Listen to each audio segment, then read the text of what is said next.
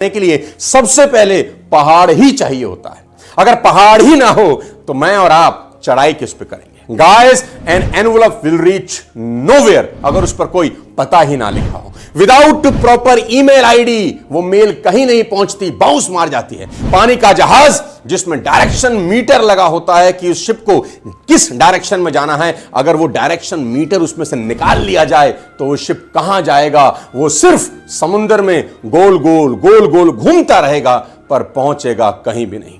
साथियों, इंसान के साथ भी करीब करीब ऐसा ही है। ना तो उसमें पोटेंशियल की कमी है, ना सपने देखने की, ना मेहनत करने की। बस एक ही कमी है कि वो कामयाब नहीं हो पा रहा अपनी जिंदगी में, और वो है कि उसको गोल सेटिंग नहीं आती। साथियों, आज का टॉपिक गोल सेटिंग पर है। इस वीडियो को आखिरी तक देखिए, ये आपके दिमाग की धज्जियां उड़ा सकता है और आपको बता सकता है कि कैसे आप अपनी जिंदगी का सबसे महत्वपूर्ण पार्ट मिस कर रहे हैं अगर आपको गोल सेटिंग नहीं आती। और अफसोस, ये किसी स्कूल, किसी कॉलेज, किसी यूनिवर्सिटी में सिखाई नहीं जाती। और सबसे बड़े दुख की बात क्या है, आप ये सब जानते हैं, आपने ये शब्द गोल सेटिंग हजारों बार सुना है, कर नहीं रहे। 1979 a survey was done at Harvard MBA students कि कितने लोग गोल सेट करते हैं अपनी जिंदगी में। 84% लोग गोल ही सेट नहीं करते, 13% लिखते हैं दिमाग में पर कागज पे नहीं लिखते। मात्र 3% लोग ऐसे होते हैं जो पेपर पर अपने गोल सेट करते हैं। हैरान करने वाली बात यह है कि 10 साल के बाद यानी 1989 में दे इंटरव्यू द सेम इंडिविजुअल्स और उन्होंने पाया कि 13% लोग जो दिमाग में गोल सेट कर रहे थे are making twice the money than 84% who never set a goal। 84% लोगों से वो ज्यादा पैसा कमा रहे थे वो 13% लोग जो एटलीस्ट अपने दिमाग में तो सेट कर रहे थे।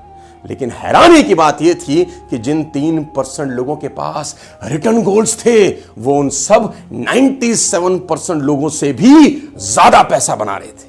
साथियों, आम इंसान की संभावना उस महासागर की तरह है जिसमें यात्रा ही नहीं करी गई, उस नए महाद्वीप की तरह है जिसे खोजा ही नहीं गया, लेकिन कुछ लोगों ने दुनिया में मिसाल कायम की। हॉलीवुड के famous actor comedian Jim Carrey ने 1985 में खुद के नाम एक चेक लिखा, खुद को चेक लिखा। He wrote himself a $10 million check for acting services rendered कि आज के 10 साल के बाद मैं कम से कम $10 मिलियन चार्ज करूंगा एक मूवी में एक्टिंग करने के लिए। और वो पर्चा अपने जेब में डाल दिया और वो चेक अपने पर्स में संभाल के रख लिया। आप इसे कोइंसिडेंस कह सकते हैं साथियों, बट 10 साल के बाद in November 95 Carrey found out he was cast in the movie Dumb and Dumber. जानते हैं कितने पैसों के लिए कैरी को कास्ट किया गया? हाँ, बिल्कुल ठीक, $10 मिलियन। जो अमाउंट उसने 10 साल पहले अपने लिए तय किया था, उसने मेहनत करी और ठीक 10 साल के बाद उसका गोल अकम्प्लिश हुआ। इन 1970 ब्रूस ली ने अपने आप को एक लेटर लिखा और उसको एक नाम दिया, माई सीक्रेट। और क्या लिखा? 1980 तक यानी 10 साल के बाद मैं यूएस का सबसे बड़ा सितारा बन जाऊंगा। और वो लेटर उसने सब जगह लगा दिया, अपने घर, अपने दफ्तर में। और एक दिन ब्रूस ली मेहनत करते करते, अपने गोल का पीछा करते करते यूएस के सबसे बड़े सितारे बन गए। साथियों, हमारी तकलीफ क्या है? हम स्टेशन पर गए, खिड़की के नीचे से हाथ डाला, टिकट मांगी। स्टेशन मास्टर ने पूछा कहां की टिकट दूं? आपने बोला कहीं की भी दे दो भैया। वो आपको कहीं की टिकट नहीं देता, आप कहीं नहीं पहुंचते। साथियों, 500 किलोमीटर की जर्नी भी अगर आप करते हैं, आप स्पेसिफिक होते हैं कि आप कौन सी स्टेशन से जाना चाहते हैं, कौन सी ट्रेन पकड़ना चाहते हैं, किस टाइम पे वो ट्रेन जाएगी, आप स्पेसिफिक होते हैं। आप जिंदगी में जाना कहां चाहते हैं, आपको पक्का पता होना चाहिए कि आपका लक्ष्य क्या है।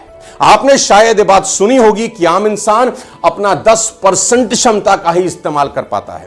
दुखद सच्चाई में आज आपको बताता हूं, स्टैनफोर्ड यूनिवर्सिटी के अनुसार एक आम आदमी अपनी सिर्फ 2% मानसिक क्षमता का इस्तेमाल कर पाता है, बाकी क्षमता रिजर्व रहती है, शायद बाद के किसी समय के लिए बचाकर। यह ठीक ऐसा ही होगा कि किसी के मां बाप उनके अकाउंट में 10 करोड़ रुपए जमा करा दें और आप जिंदगी में सिर्फ 10,000 रुपए ही निकालें, बाकी पैसा आपके अकाउंट की शोभा बढ़ाता रहे। हम अपनी पोटेंशियल के साथ ऐसा ही कर रहे हैं, हम अपनी पोटेंशियल का 2% भी इस्तेमाल नहीं कर रहे।